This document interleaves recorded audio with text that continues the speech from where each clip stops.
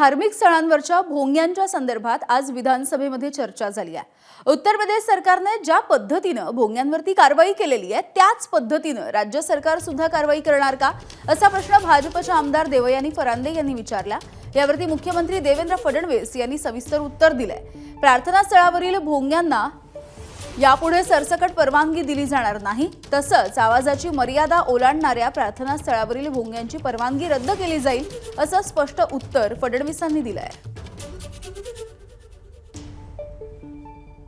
सरसकट या ठिकाणी भोंग्यांची परवानगी देण्यात येणार नाही, ती निश्चित कालावधी करताच देण्यात येईल आणि त्या कालावधीनंतर त्यांना पुन्हा पाहिजे असेल तर त्यांनी पोलिसकडनं येऊन त्या भोंग्याची परवानगी पुन्हा तिथे घेतली पाहिजे। दुसरं, ज्या ठिकाणी उल्लंघन होईल 55 डेसिबल आणि 45 डेसिबलचं, त्यांना पुन्हा परवानगी देण्यात येणार नाही। एबीपी माझा, उघडा डोळे बघा नीट।